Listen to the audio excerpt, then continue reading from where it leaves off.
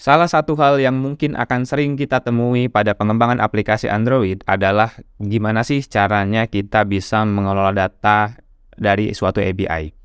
Jadi konsep API ini sebenarnya gini, kita punya sebuah server yang punya banyak data yang akan kita kelola dan server tersebut sudah menyediakan beberapa fungsi atau metode yang bisa kita gunakan untuk mengelola data dari si server itu sendiri.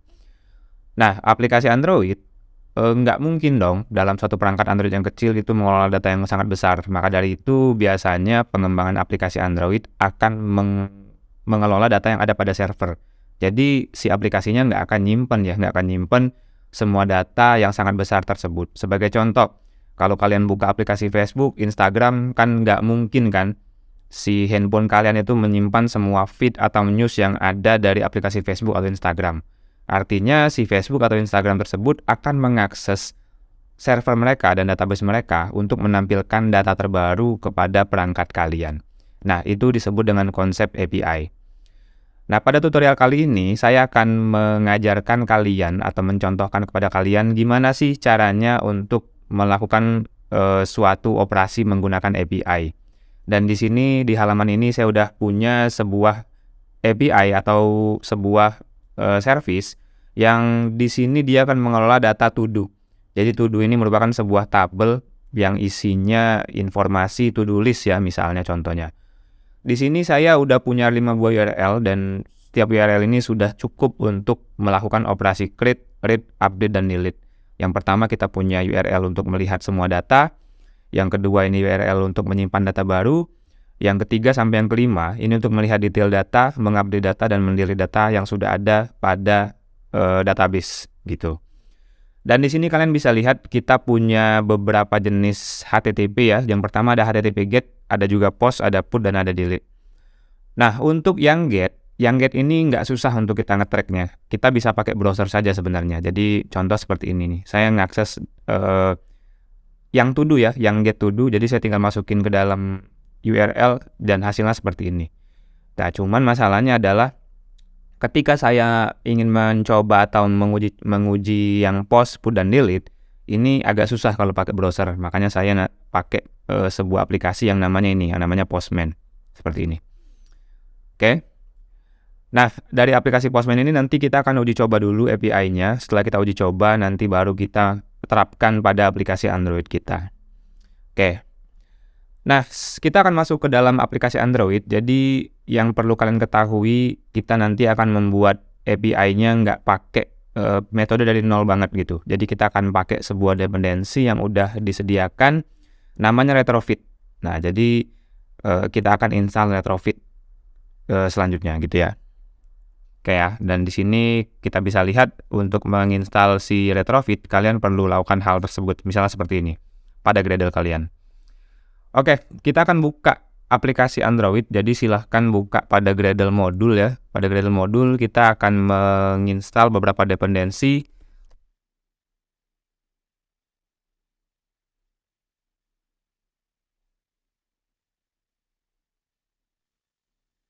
Yang kedua, kita juga akan menggunakan retrofit converter ya, converter JSON-nya. Jadi ini kita gunakan nanti untuk memudahkan kita dalam memetakan data ke dalam bentuk JSON.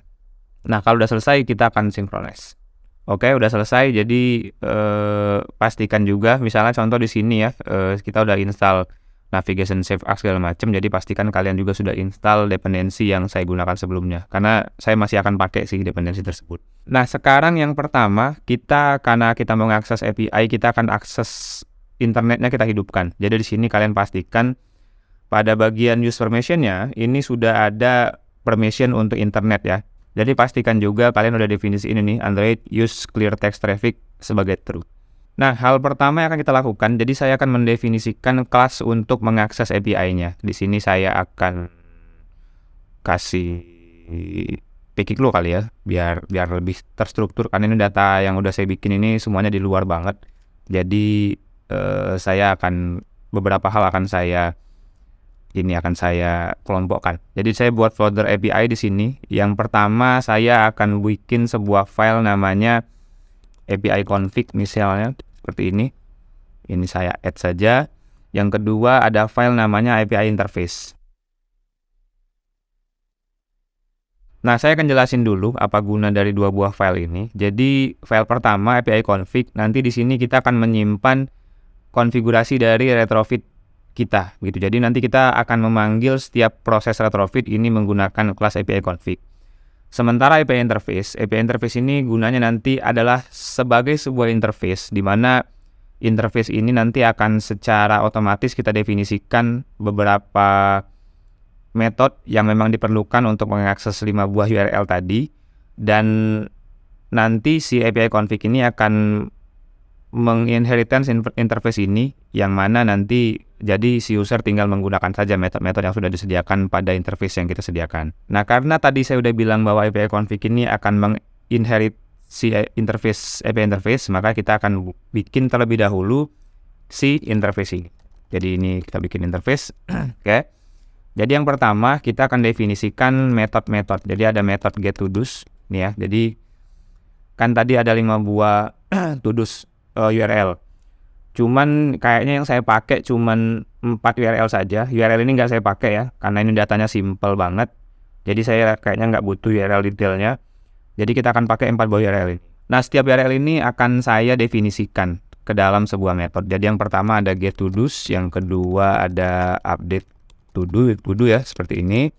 Ketiga ada juga store to-do. Store to-do ini menyimpan data baru artinya.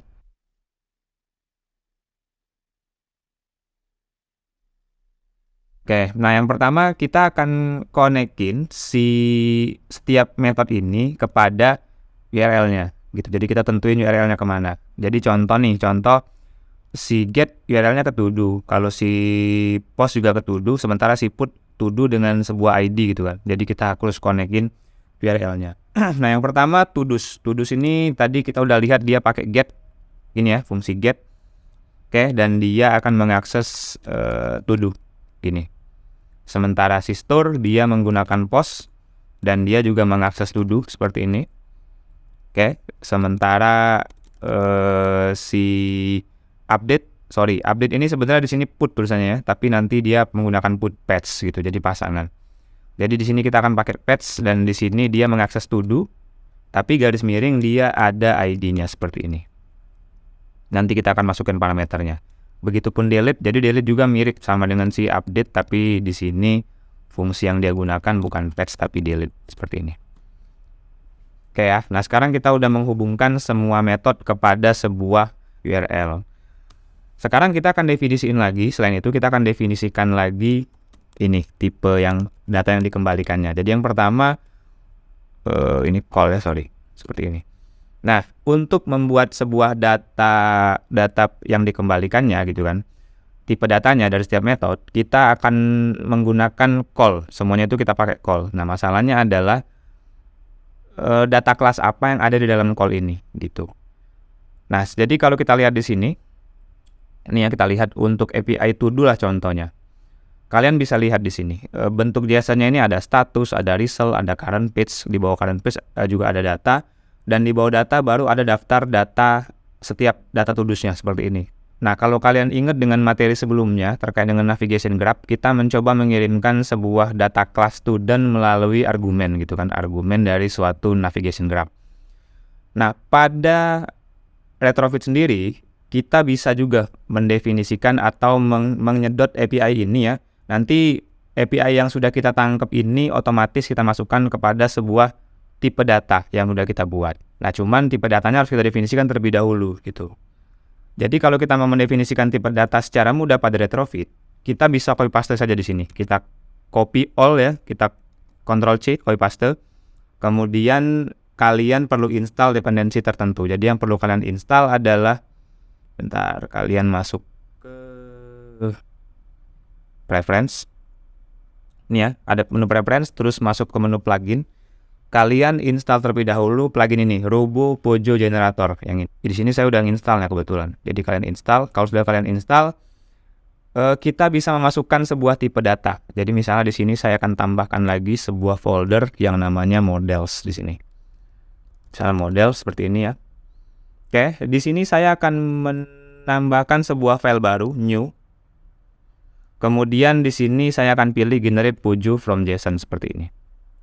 Nah, kalian tinggal copy hasil dari suatu contoh API ya, tinggal di copy paste dari sini. Saya copy paste di sini, kemudian saya bikin language-nya Kotlin dan dia pakai JSON sesuai dengan yang kita bikin converter tadi ya. Dan di sini saya akan bikin dia parse label. Dan di sini saya akan bikin nama filenya ini respond to do misalnya, respond to do seperti ini. Terus kita generate. Oke, udah jadi ya. Nah, kita akan buka dulu.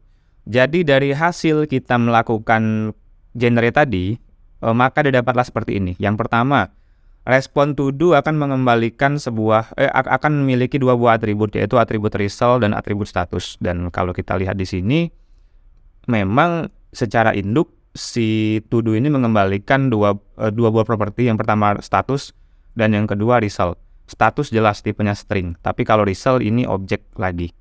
Kita lihat lagi ke sini. Di sini jelas ya, jadi si result tipe datanya result dan si status tipe datanya string. Tapi di sini kita akan bikin spesifik, misalnya resultnya result to do ya di sini.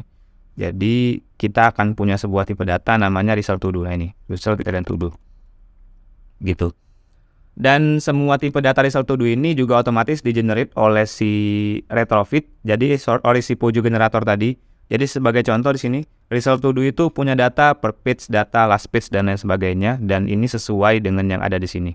Ini ya, result ada current page, ada data, ada link, ada juga lain-lain nih, ada per page dan lain sebagainya. Jadi kalian lihat di sini nih ya, ini ada beberapa yang any dan menampilkan error. Ini biasanya karena pada data ininya, data pada pengembangan JSON-nya ini nilainya 0. Nah ini 0 ya. Sehingga ketika dia settingannya 0, kita nggak tahu nih nilainya apa. Padahal kita tahu private space URL ini merupakan tipe data string nantinya. Jadi kalian bisa ganti secara manual kalau memang beberapa tipe data ini nggak dikenali. Jadi tapi kalian harus tahu ya tipe data yang akan menempatinya itu sebagai apa. Nih sebagai URL ini pasti string nih. Dan yang terakhir kalau kalian lihat di sini data pada result to do ini kan ada properti data. Pada properti data ini dia akan mengambil list data item. Ini akan saya ganti. Ini merupakan data to do sebenarnya. To do-nya ini jadi ini data to do-nya yang ini. Saya akan ganti juga di sini. Jadi dia seperti ini. Dan dia akan sama persis dengan properti yang ada pada to do. Jadi kalau kalian di sini ada ID, title, description, created add, updated dan encryption ID. Di sini pun juga akan membentuk hal yang sama. Jadi ada ID, ada title, description, created add, updated add dan encryption ID. Jadi itulah cara untuk secara mudah melakukan generate sebuah data yang ada pada API. Nah, di sini saya akan balik lagi ke sini. Jadi setelah melihat hal tersebut, jadi saya tahu nih bahwa get to do sini, maka return datanya nanti akan berbentuk sebagai respond to do seperti ini. Oke, kemudian pada sebuah store, kalau dia store gini ya, sebagai contoh saya akan menginput data baru di sini. Saya masukin bodinya ya. Pertama title, yang kedua ada description di sini. Jadi ini kita nyoba-nyoba dulu. Test my API, description my API seperti ini. Jadi kita akan coba send di sini. Nah, ini tipe kembaliannya seperti ini. Jadi ada status dan ada result. Begitupun dengan yang ada pada update juga nanti seperti ini, tipe cara mengembalikannya dan juga pada delete. Oke, jadi kita akan coba di sini. Dan kalau kita lihat di sini, ini jelas nih, ini status ini string biasa. Result ini merupakan objek to do. Jadi ini biar dia agak bentrok nih ya, biar kalian nggak bentrok bikinnya. Ini bisa juga kalian bikin secara manual. Kan di sini respond to do ya. Mungkin yang kedua saya bikin response store di sini, response store to do ya. Nah, cuman di sini resultnya kalian bisa langsung definisiin rubah resultnya ini tipe datanya to do. Gitu. Jadi status string resultnya to do karena memang di sini tipe data resultnya ini pasti objek dari sebuah data to do-nya gitu. Jadi kalian bisa bikin manual. Dan kita akan coba lagi yang lain untuk yang update misalnya. Jadi di sini kita akan bikin patch. Kita copy paste ini ya. Taruh sini. Cuman kalau yang patch ada parameternya. Parameternya menggunakan encryption ID ini ya. Seperti ini. Nah, saya taruh di sini. Dan saya masukin bodinya. Body dari setiap data itu title. Terus description sih. Test update gitu kan misalnya. Di sini juga test description. Kita akan lihat data tipe returnnya. Nah ini sama, jadi untuk si update dan store ini sama tipe datanya. Oke, dan yang terakhir kita akan coba delete. Kalau delete nih apa nih tipe datanya? Delete di sini ya. Delete tuh langsung aja ya, langsung URL, nggak pakai parameter body. Jadi kita akan coba pada delete. Nah, sedangkan delete ini tipe datanya string, status dan result, tapi dua-duanya string gitu. Jadi di sini kita akan tambahkan lagi. Kalau ini respon untuk store, yang terakhir kita bikin respon untuk delete. Respon delete yang mana ini juga sebagai string nanti, karena dia cuma pesan. Oke ya, dan di sini kita bisa lihat bahwa kita udah punya 3 buah jenis respon. Nah, setiap jenis respon ini akan kita masukkan di dalam sini nih, di dalam tipe datanya. Yang pertama kalau si to do dia call respon to do, yang kedua kalau store dia call respon store to do ya. Begitu juga pada update tadi sama, yang terakhir ini pada delete ini respon delete to do seperti ini. Nah, ini berbicara terkait dengan tipe data yang dikembalikan. Nah, kemudian pada get ini nggak ada masalah sih, tapi pada store kalian perlu ingat kita tadi memasukkan body di sini, memasukkan body. Jadi kita akan definisikan di sini bahwa di sini nanti ada yang namanya body, params, kemudian di sini request body, seperti ini ya. Begitupun pada update juga ada body di sini. Cuman pada update ada tambahan lagi. Update ini punya ID di sini, punya pet ID. Jadi kita akan tambahkan parameter baru yaitu pet, di mana pet ini nilai ID. Oke, dan dari pet ini nanti tipe datanya string aja kita bikin seperti ini. Nih ya. Oke. Nah yang terakhir pada delete nggak ada body tapi dia punya pet, sama kayak si update. Sekarang kita akan masuk ke dalam API config. Nah, API config ini kita gunakan untuk melakukan konfigurasi si retrofitnya. Oke, jadi yang pertama saya akan bikin ini ya, component object, karena nanti static bisa diakses. Terus saya akan definisikan base URL-nya. Jadi URL yang akan kita akses ketika kita melakukan operasi API-nya. Nah, di sini kalian bisa lihat bahwa ini ya, ini URL dari si aplikasinya. Jadi saya copy di sini, saya taruh di sini ya, sampai API aja kita pakai seperti ini, karena nanti tinggal API garis miring to do dan segala macam. Nah masalahnya adalah localhost ini nggak bisa diakses nih sebenarnya dari ini, dari si emulator. Maka dari itu saya akan masukkan IP saya, IP yang aktif pada internet PC saya. Tapi nanti kalau kalian menggunakan URL public di sini, ini langsung aja sebenarnya, nggak usah disetting pakai IP segala macam. Nah, jadi saya akan cek ini IP saya 192.168.185. Saya akan masuk ke sini. Jadi ini saya ganti. Nah, kemudian saya akan definisikan sebuah fungsi untuk mengambil servisnya. Jadi ini akan mereturn service. Di sini saya akan menginherit interface dari yang API interface tadi ya. Jadi di sini seperti ini.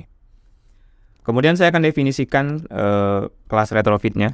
Jadi di sini yang saya definisikan adalah pertama retrofit ini titik builder. Kemudian kita akan masukkan base URL-nya di sini, di mana base URL-nya ada parameter variable base URL. Kemudian kita tambahkan di sini add converter factory, di mana kita akan menggunakan converter JSON karena tadi kita memang pakai JSON ya. Kemudian create dan terakhir kita akan build seperti ini. Selanjutnya kita akan return variable retrofit ini. Jadi return si retrofit ini seperti ini. Titik create. Nah ini biar dia tipenya API interface sesuai dengan yang kita buat seperti ini. Nah sekarang saya akan menambahkan fragment baru yang tugasnya untuk menampilkan daftar data yang akan kita tampilkan. Lagi-lagi di sini kayaknya saya kelompokin lagi ya, biar nggak banyak di luar datanya. Jadi di sini saya akan masukin ini folder fragment API misalnya seperti ini. Yang pertama saya akan bikin fragment baru di sini ya, kita akan pilih fragment yang blank saja di sini. Seperti ini. Ini nama fragmentnya kita kasih to do fragment ya. dari namanya jelas dia akan menampilkan daftar to-dos di dalam fragmentnya. Ini kita akan hapus kode-kode yang nggak kepake. Yang pertama saya akan terapkan binding dulu di sini. Jadi kita copy paste aja dari sini.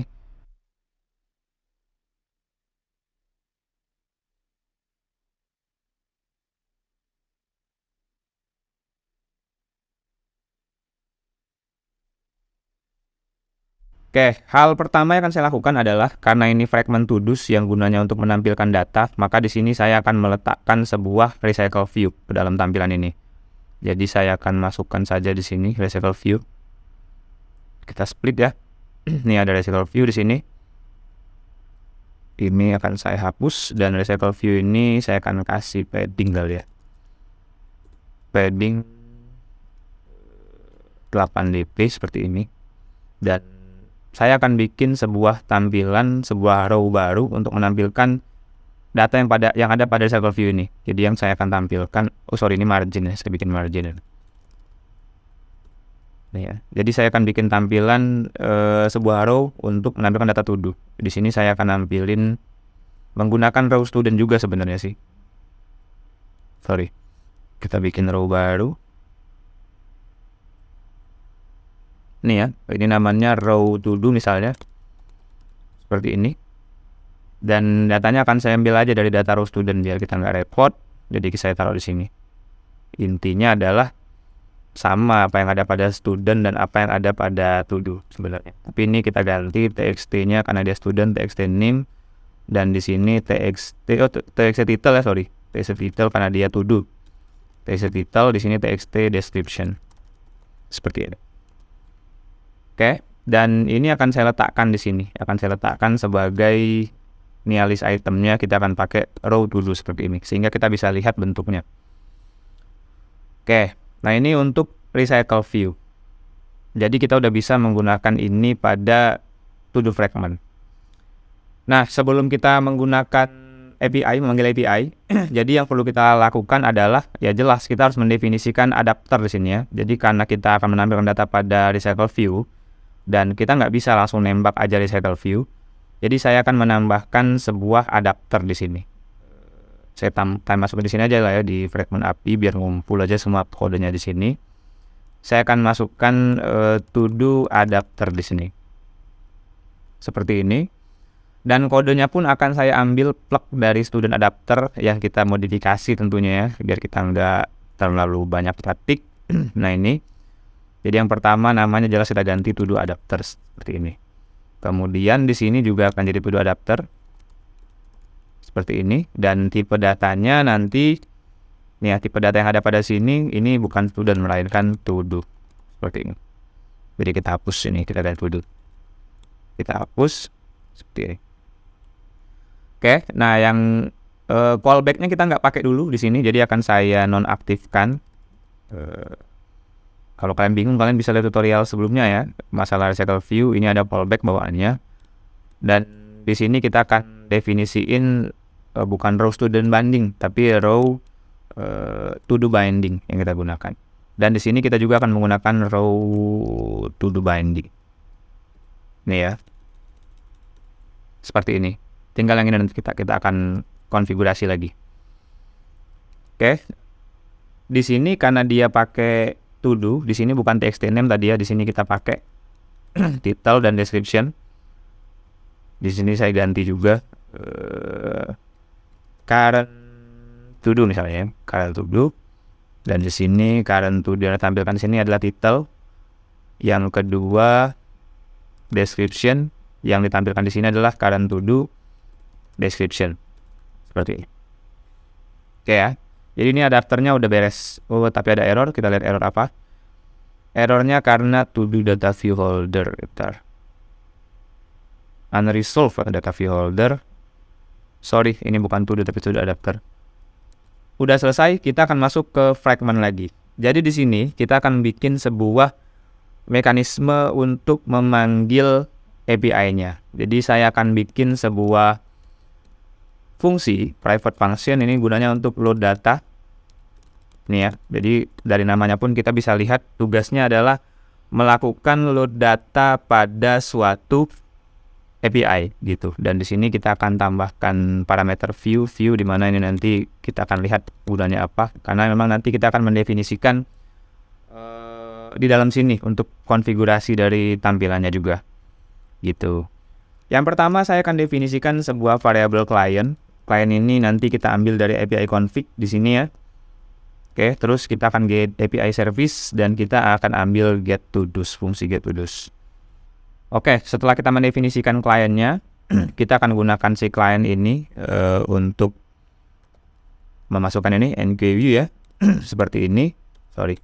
Kemudian di dalam sini kita akan definisikan objek dan sini callback seperti ini. Oh, ini ada definisi. Bentar, saya hapus dulu ini ya. Ini ada callback yang lama. Jadi kita akan definisi callback dari retrofit. Ya, jadi pilih yang retrofit 2 callbacknya. Dan di dalam callback ini ada tipe data untuk to do tadi kan respon to do ya. Kemudian kita buka seperti ini. Oke. Dan di sini kita akan melihat nih bahwa katanya ada object is not abstract. Kita perlu mendefinisikan on response yang pertama. Jadi yang pertama itu on response. Ini ya, yang kedua on failure tadi. Jadi on failure itu kita taruh di atas aja deh. On failure dan on response. Nah, ini udah nge-error ya.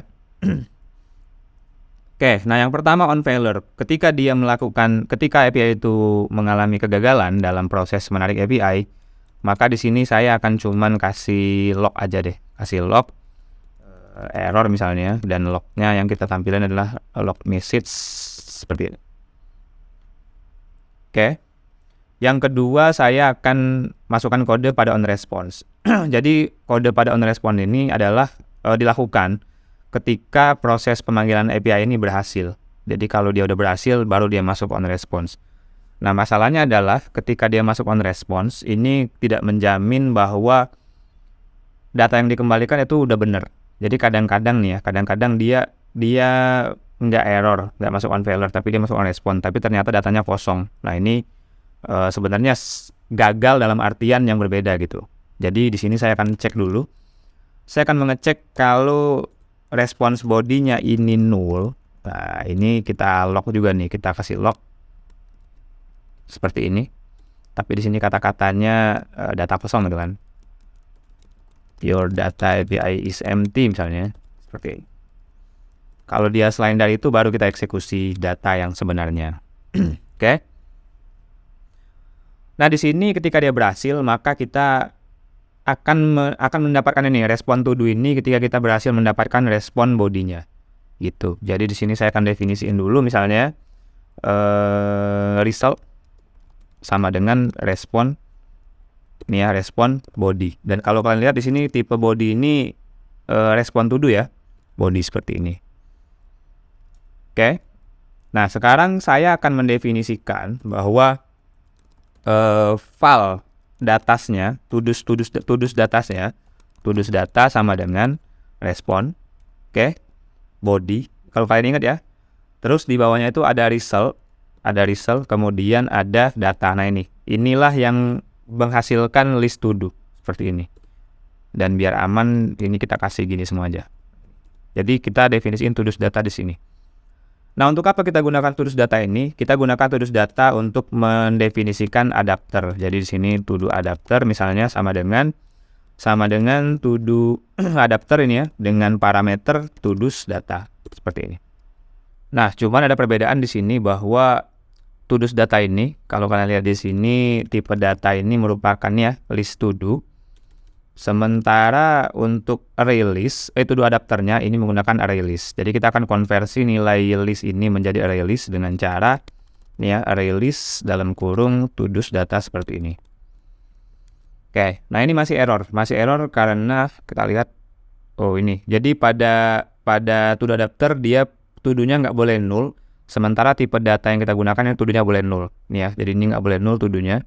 Sementara kita akan buka response adapter ya. Nah, respon to do ini bahwa to do-nya boleh null dalam data ini. Padahal saya juga ngerasa nggak boleh null sih di sini. Nah, ini to do-nya boleh null ya. Jadi di sini saya akan rubah to do-nya ini nggak boleh jadi null. Tapi list-nya boleh null gitu. Kita balik ke sini. Nah, ini errornya udah hilang.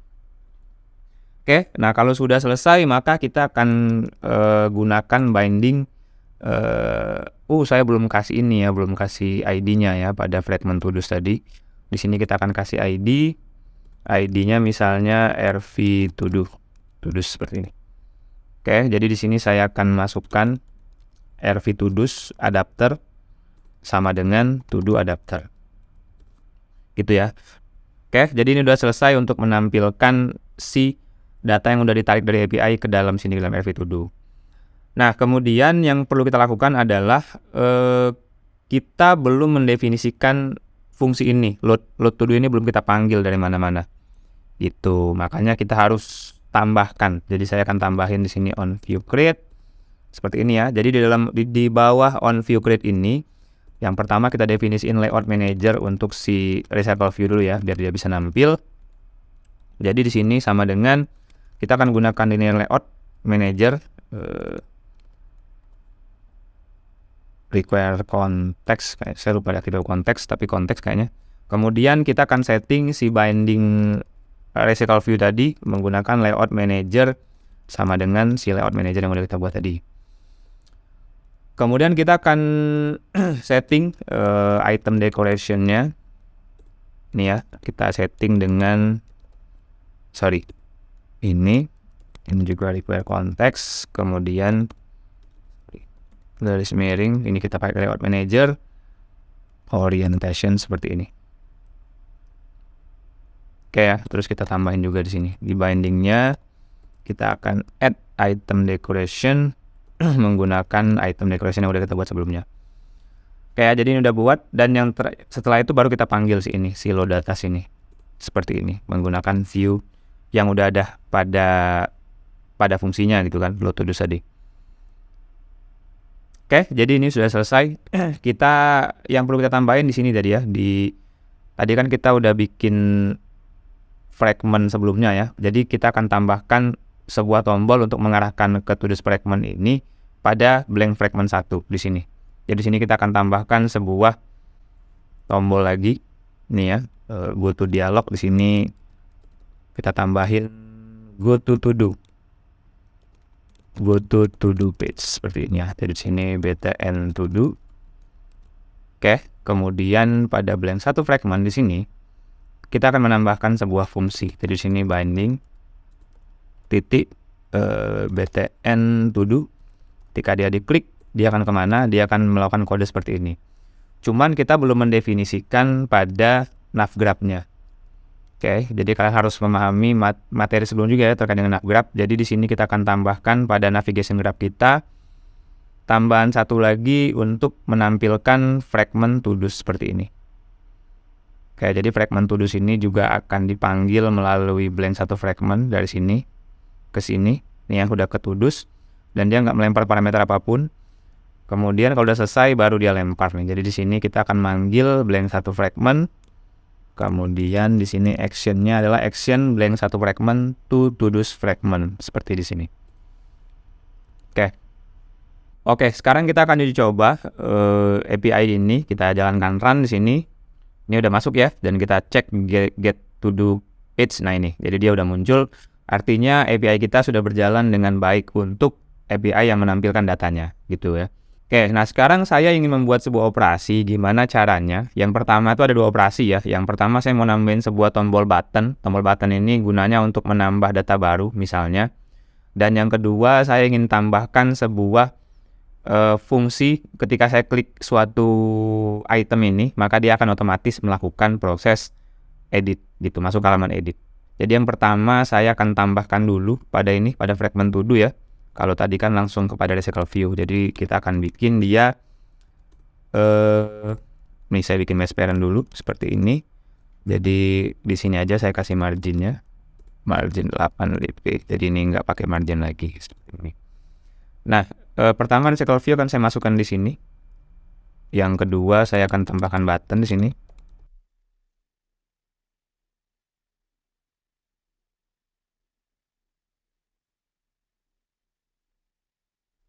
Kayaknya ini jangan merge parent ya, ini ada kontenannya. Nah seperti ini. Cuman ini kita akan setting orientationnya vertikal yang ini.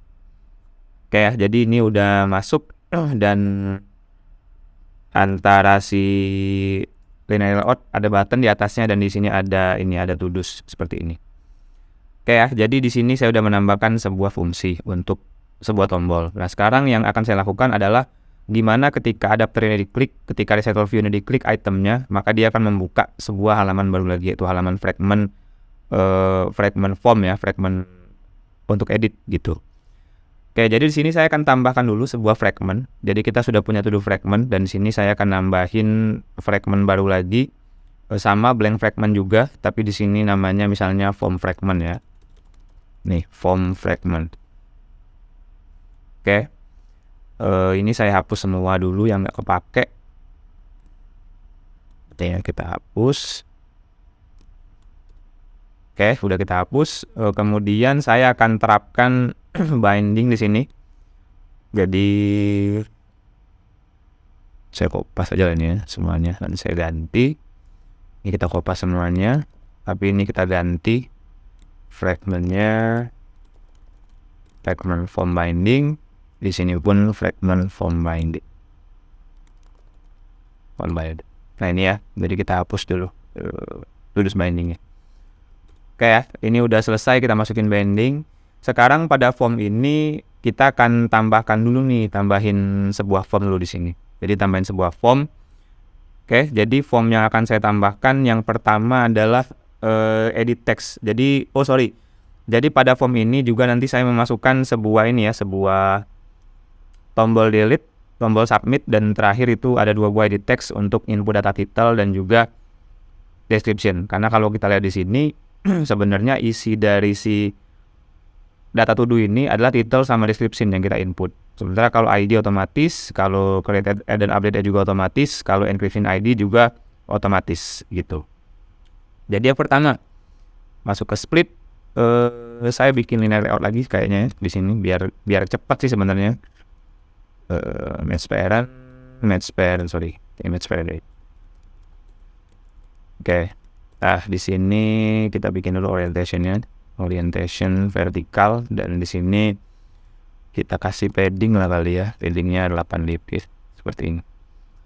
Oke, yang pertama ini saya hapus dan saya akan menambahkan sebuah button. Saya copy aja lah dari sini buttonnya ya.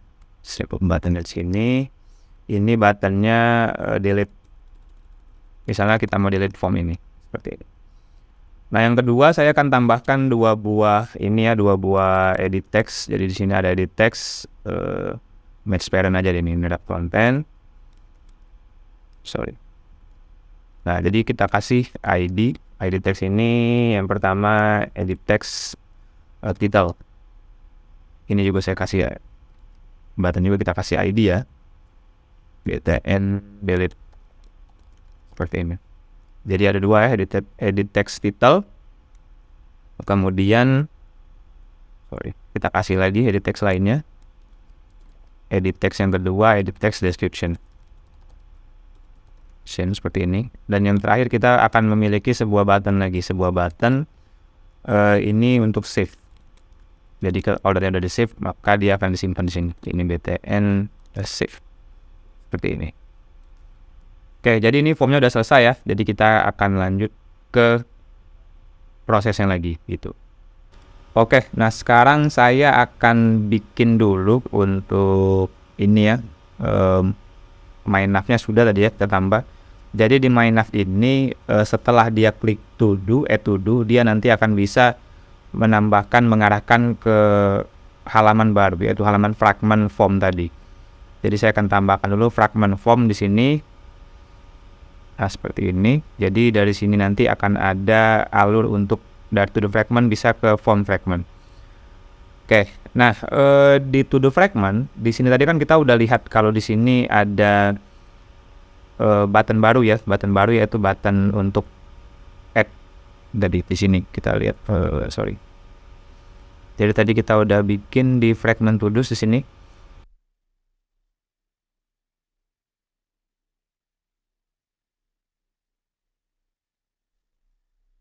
Oke ya, jadi udah bisa mengakses BTN App, di mana ketika kita melakukan klik pada BTN App, ini yang dia kerjakan adalah di sini ya, di atasnya aja. Jadi kalau dia masuk ke binding, btn add titik send on click listener seperti ini, maka dia akan mengarah kepada halaman fragment ini ya, fragmentnya si form. Oke, jadi saya copy paste aja dari blend 1 fragment kodenya. Jadi kita ini ya, jadi dia akan mengarahkan dengan menggunakan find nav controller. Tapi di sini saya akan mengarahkannya dengan menggunakan to do fragment direction, terus action to do fragment seperti ini. Oke, nggak ada parameter. Nah, yang kedua, saya akan menambahkan sebuah aksi di mana kalau dia ngeklik pada listnya, dia juga akan langsung mengarahkan kepada tombol untuk melakukan update. Jadi akan sama-sama ke fragment to form fragment ini. Tapi nanti kita akan setting, ada yang kita kasih parameter dan ada yang nggak kita kasih parameter gitu. Oke, jadi di sini saya perlu modifikasi pada to do adapter. Jadi sebelumnya kita belum masukin callback gini ya. Jadi sekarang saya akan masukin callback. Yang pertama saya akan membuat sebuah callback di sini. Jadi interface yang pertama, interface on click callback ini ya. Jadi datanya ini bukan data student tapi data to do. Seperti ini. Kemudian saya definisiin callback dengan tipe data interface ini inheritance-nya. Kemudian saya kasih sebuah metode untuk melakukan setting send on click callback-nya gitu. Kayak jadi udah ada seperti ini. Dan yang terakhir, ketika holdernya diklik, holder item-nya diklik, maka dia akan mengeksekusi callback ini, callback yang udah disetting tadi. Oke, jadi di sini di to do fragment kita akan setting nih callback-nya. Jadi tadi kita udah lihat di sini kalau kita udah setting adapter, cuman kita masih belum setting untuk callback-nya di sini. Jadi di sini kita akan tambahkan lagi sebuah setting untuk adapter. Jadi yang pertama di sini to do adapter.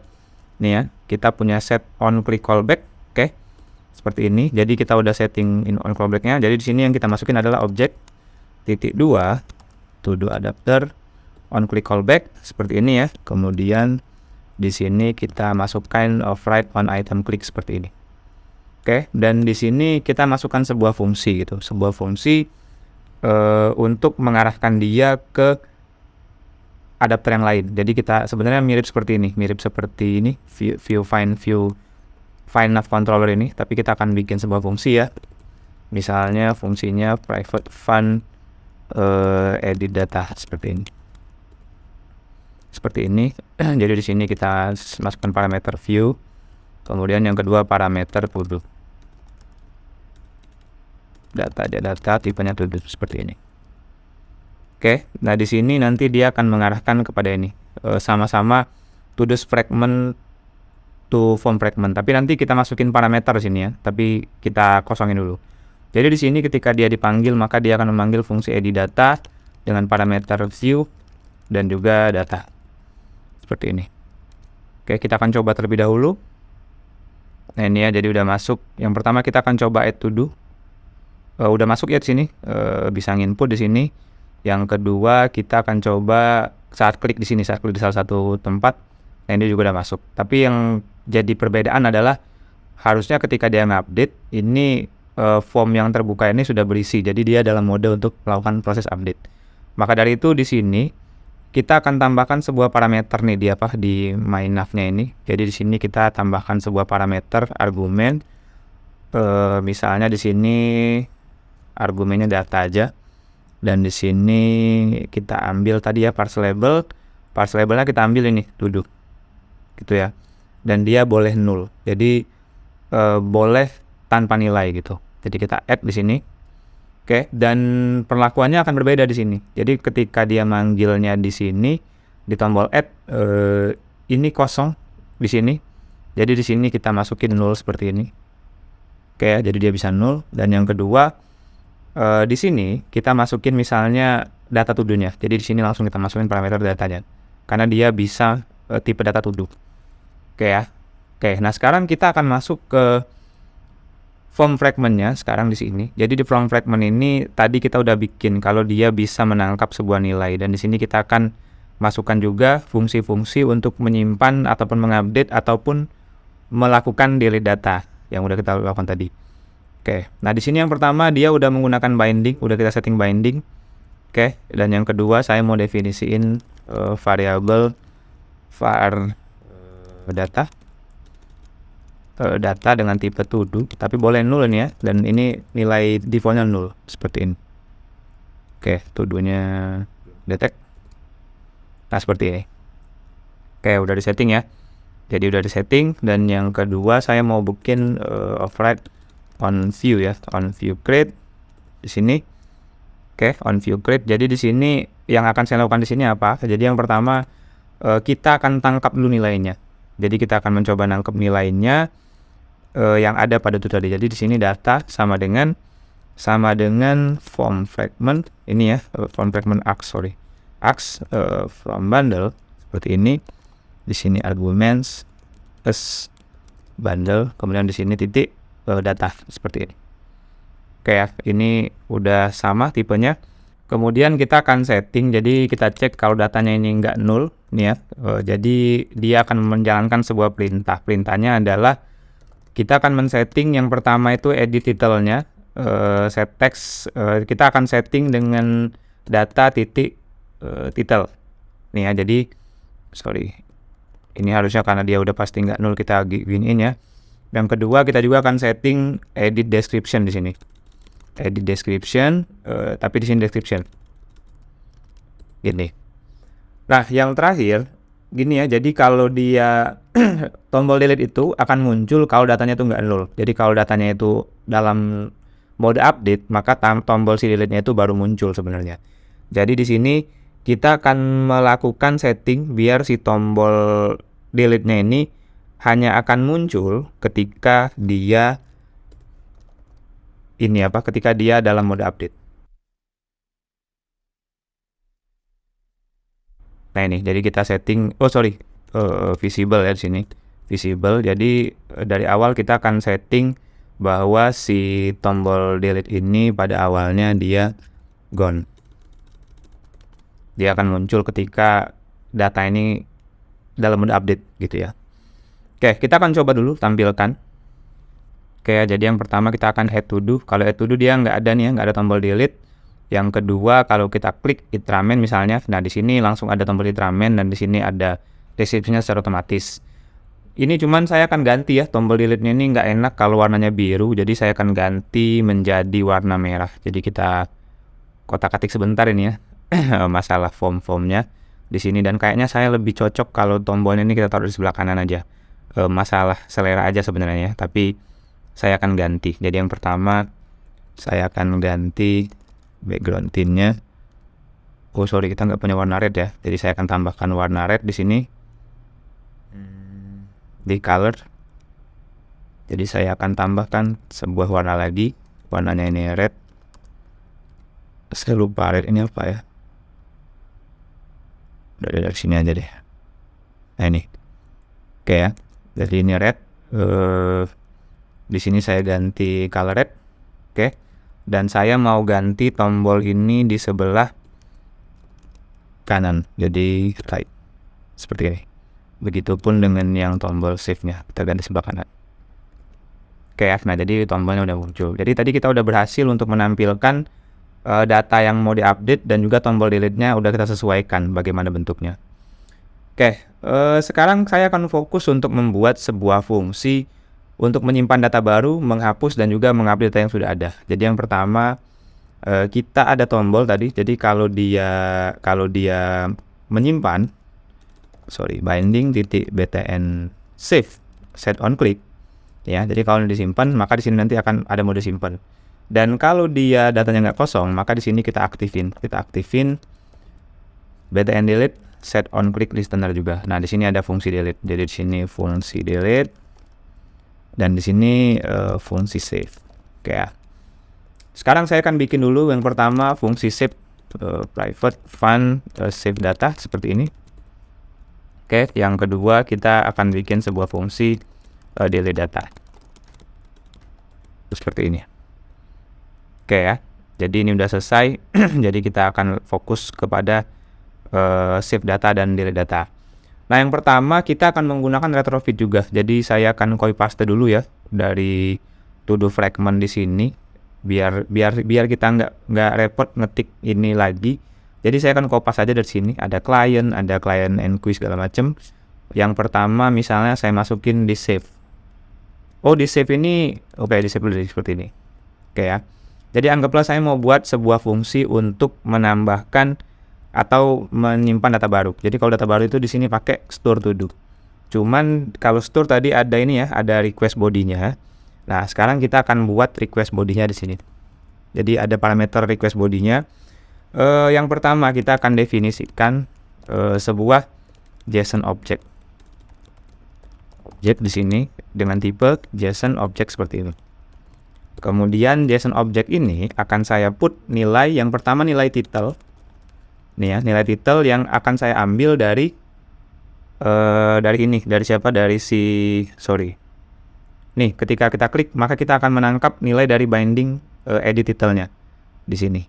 Jadi kita bisa ambil dari binding edit title titik text seperti ini. Nah, kemudian kita akan mendefinisikan sebuah JSON object string di sini ya. JSON object string, di mana ini merupakan JSON object, ini kita jadiin string, oke. Dan selanjutnya kita akan membuat sebuah request body beneran. Jadi ini variabel request body-nya.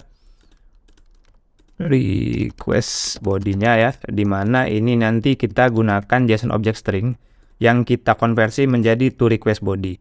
Nah, cuman masalahnya adalah untuk menggunakan to request body ini kita harus install satu buah dependensi lagi, yaitu dependensi saya kopas dulu ini ya.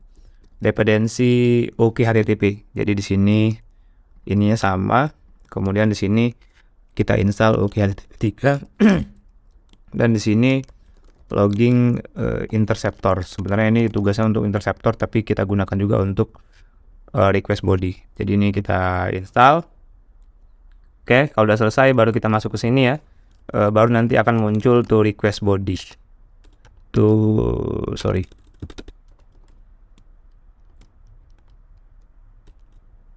request body, bentar. Seperti ini. Oh, kok nggak muncul? Kita akan cek dulu ya. Oh, ini kita ganti nih. Kita ganti versi 490. Karena beda. Kita masuk ke sini lagi. Nah, ini muncul ya, baru muncul to request body-nya. Kita aktifin dan di sini to request body-nya akan kita arahkan sesuai dengan tipe data yang ingin kita gunakan. Jadi di sini silahkan kalian ganti. Kita ganti to request body-nya menjadi application JSON seperti ini ya. Kemudian di sini kita konversi ke to request body, di sininya to media type di sini ya. Saya hapus, Nah, kayak gini. Oke. Nah, ini salah. Ada yang salah nih ya. To media type or null. Nih ya. Oke. Nah, ini udah selesai kita ngirimin. Jadi kita bisa mengirimkan parameter title dan description ini menggunakan request body ini. Sehingga kalau kita mau menyimpan data, kita masukkan aja parameter request body di sini.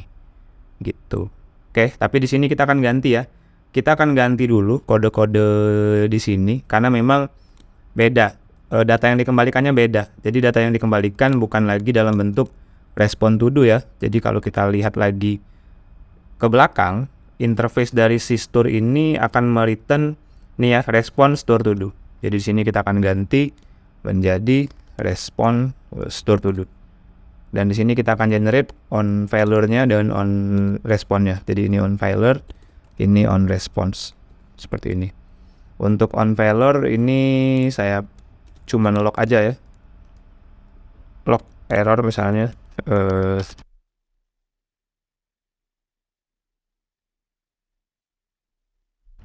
Nah, sementara itu ketika dia berhasil disimpan, maka apa yang akan dilakukan? Saya maunya ketika dia berhasil menyimpan, maka dia akan redirect lagi ke halaman form fragment-nya gitu. Jadi kita harus membuat mapping ulang pada MyNav ini bahwa dari form fragment ini juga bisa mengarah ke to do fragment gitu ya. Jadi di sini saya akan arahin ke sini. Jadi akan ada proses dari to do fragment ke form fragment, dan dari form fragment mengarah ke sini. Oke. Jadi di sini ketika berhasil dia akan ngapain? Jadi kalau berhasil dia cuman akan melakukan ini view find nav controller ya. Kemudian dia akan menavigate. Kemana dia akan menavigate? Dia akan menavigate-nya ke form fragment form fragment direction di sini. Nah ini. Oke ya. Dan di sini kita lihat tidak ada view, jadi di sini kita tambahin view ya. Nah seperti ini. Kita kasih parameter view. Oke, jadi itulah proses untuk menyimpan data. Gitu ya. Jadi di sini kita akan masukkan ketika dia diklik save, maka dia akan menjalankan ini save data dengan view parameter.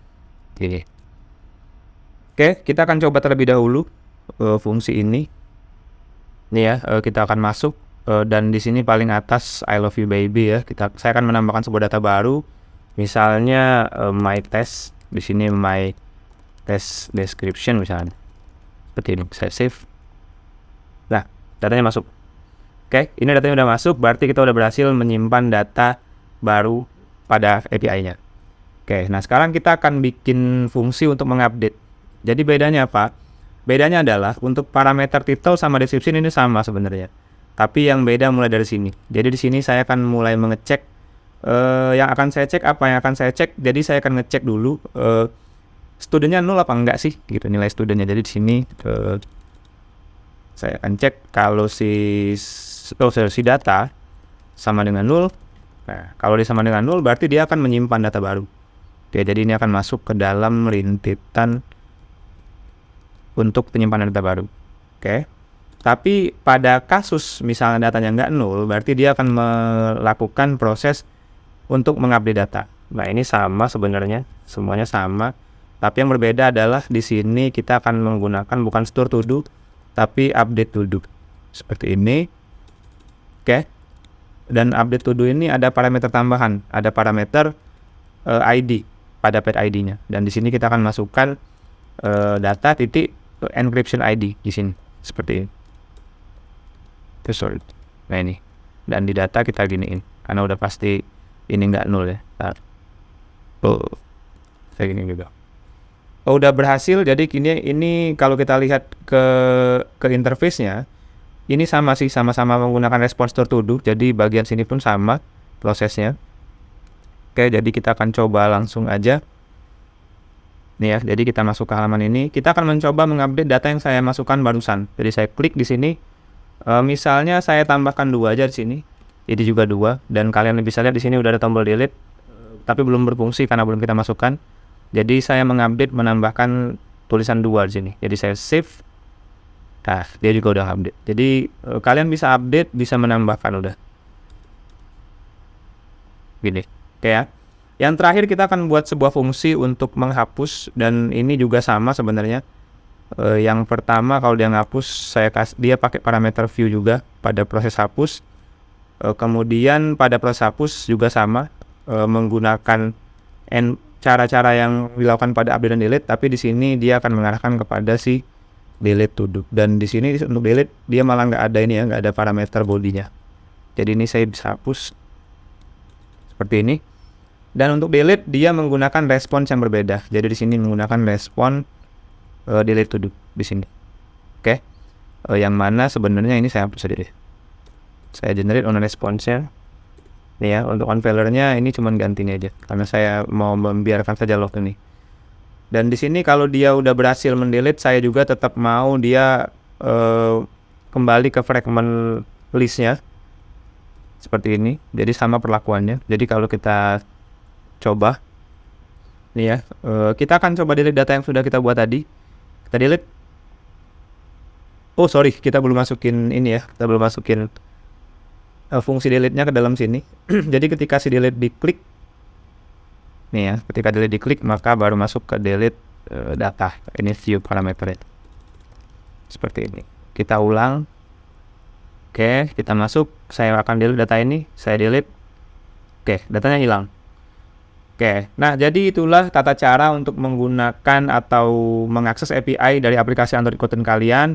Silakan kalian gunakan, silakan kalian modifikasi, bisa tambahin fitur search dan lain sebagainya. Oke, sekian dari saya. Sampai jumpa. Terima kasih.